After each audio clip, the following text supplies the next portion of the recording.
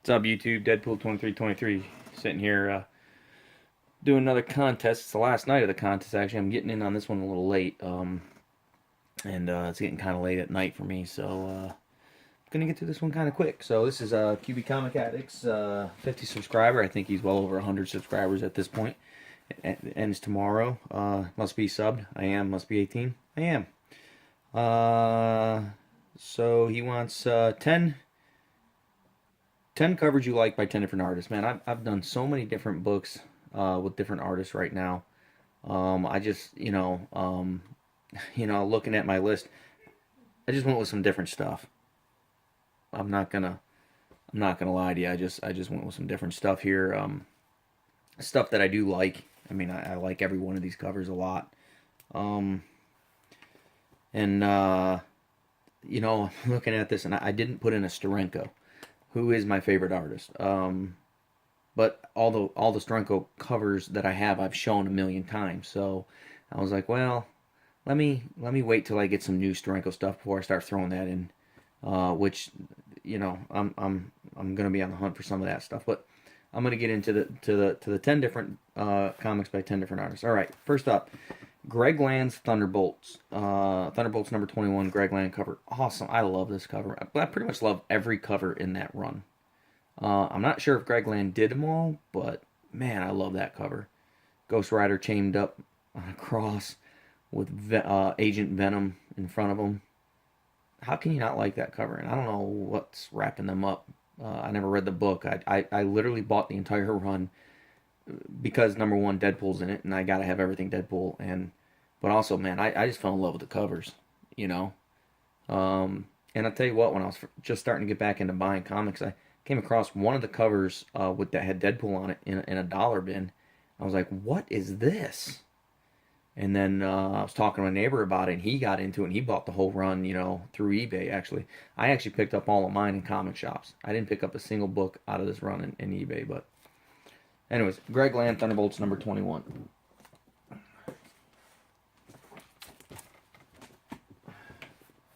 Amazing Adventures number 13, the classic John Romita Sr.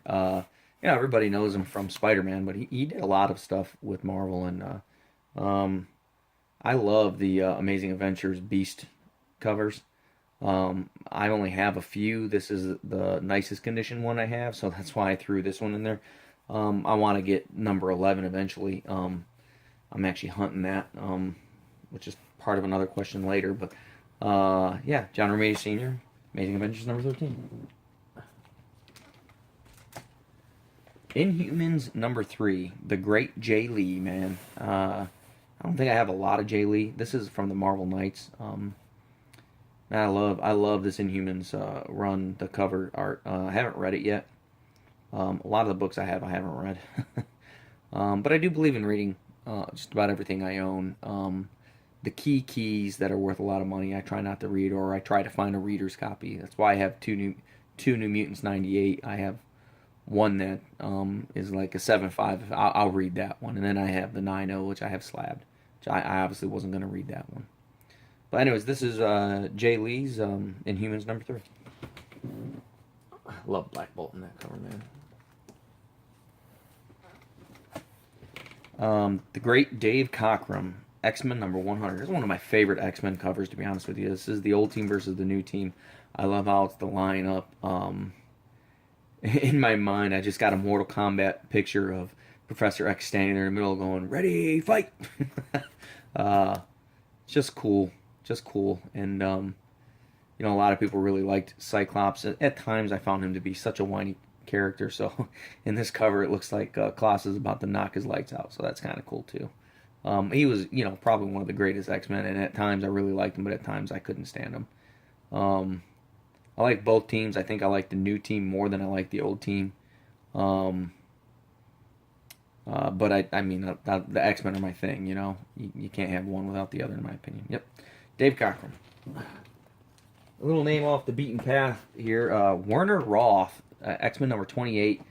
I love this cover. It's, first appearance of Banshee. And something about this cover I always loved. I got this super cheap. It's in actually pretty decent condition considering I'd say it's at least a 5.0, maybe 6.0. Um, Not bad. I mean, do what I want to upgrade? Probably, but not anytime soon. It's a pricey book. But Warner Roth, he basically took over for Jack Kirby when Jack Kirby left the X-Men run. So kind of an unknown. You don't really hear a lot of people talk about him, but his run up until Steranko, his run was pretty significant for X-Men. So, um, anyways, Warner Roth, X-Men 28. Daredevil number 183. It's a great cover by Frank Miller. I think everybody, as soon as they saw it, knew it was Frank Miller. Just in case you didn't know, this is the first appearance, or the first time that Daredevil and the Punisher meet. Could you imagine in today's world with all the violent shooting and everything against shooting, this cover coming out today? I mean, this is the Punisher gutting Daredevil, right? I mean, that's what the cover is. So, I don't think that the Comic Code would approve of this today. They might. I don't know. They've gotten kind of lax, I guess. But I love this. This is one of my favorite Frank Miller covers.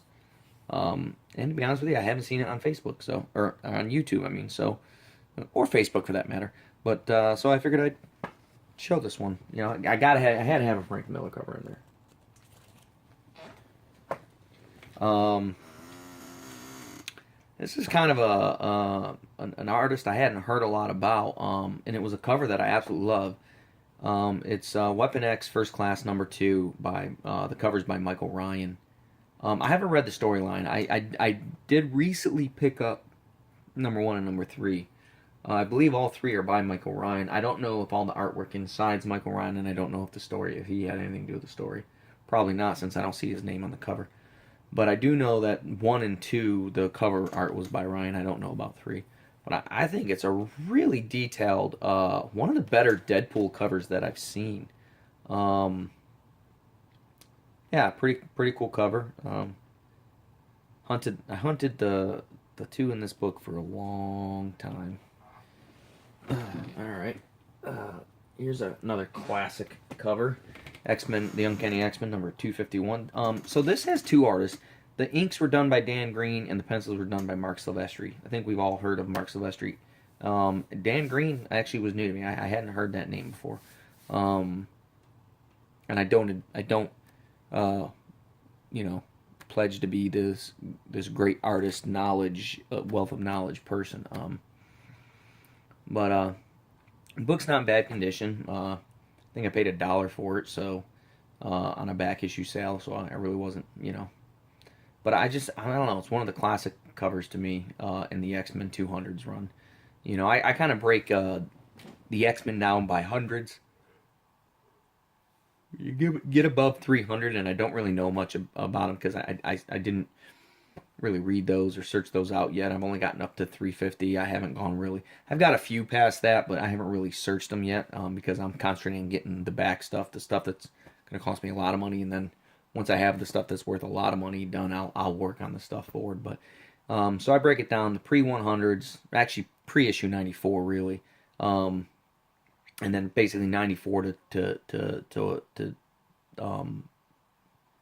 200, and then 199 I guess, and then 200 to 300, and in the 200s I think this is one of the better. I mean, there's a couple of the early 200s. But this might be my favorite from 200 to 300. This might be my favorite cover. I'd have to go through them all to really say for sure. But yeah, Dan Green, Mark Silvestri, Uncanny X-Men number 251. I feel kind of long-winded tonight. So this is the New Mutants number 93. The pencils were done by Rob Liefeld, and the cover was done by McFarlane. I always try to show different McFarlane stuff. This is kind of why I think, as a little joke here, I'm gonna show you something. Look, it's Wolverine's foot, so it was obviously drawn by McFarlane, which is why they had to include his name on the cover. Just a joke, but no, I love that cover. Wolverine fighting Cable. I believe that's the first time that they fought, or at least the first cover of those two together, fighting anyways. That end run of the New Mutants when Liefeld and McFarlane took over, some of the probably some of the best covers in the entire run, and really changed the outlook of the X-Men going forward. I mean, it led into X-Force with Liefeld and everything, and I dig it. I said it before. I'm a Liefeld fan. Guilty as charged.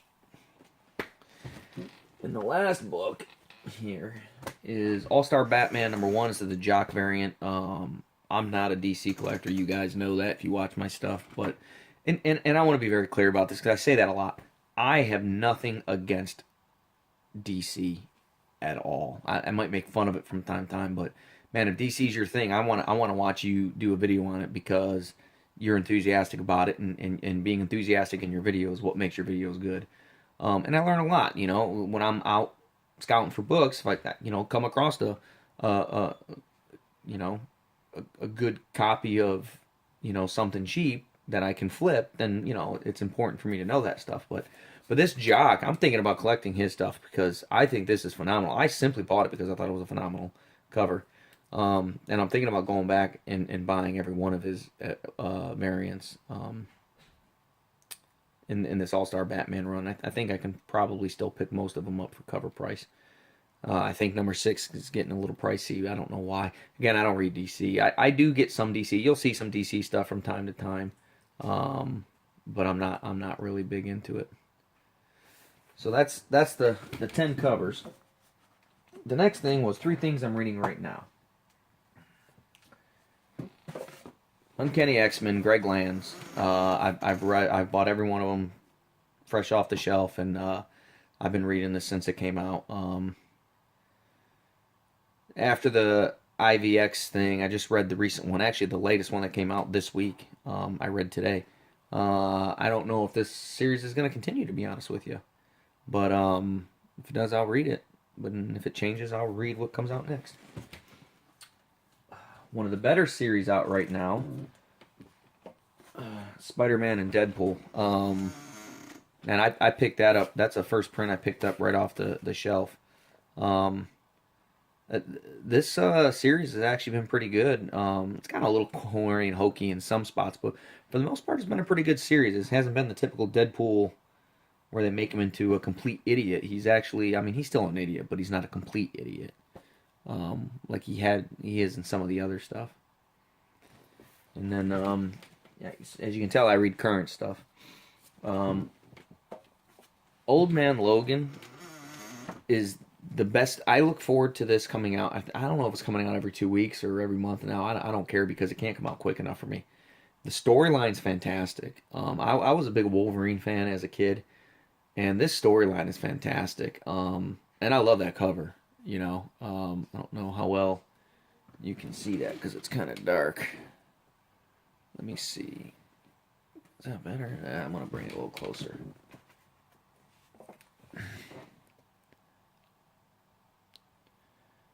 I love that cover. Now, great storylines. And it's gone through several storylines. It's issue 19 already, so it's gone through a lot of story arcs already. But it's been a really good. This one, he's basically, it just started. He wants to go back to his, because he's in the current continuity, and he wants to go back to his continuity because he left the baby Hulk there, and he wants to go there and save the baby Hulk and bring him back into this continuity, and no one will send him, and so he's gonna have to break someone out of prison to do it. So I won't ruin it by revealing who he breaks out of the Shield prison to do it, but it's a good storyline. I'm also one of the things I collected when I got back into collecting a couple years ago. One of the things I went and did is I got the whole X Factor run, I got the whole New Mutants run, and then I've got everything Uncanny X-Men.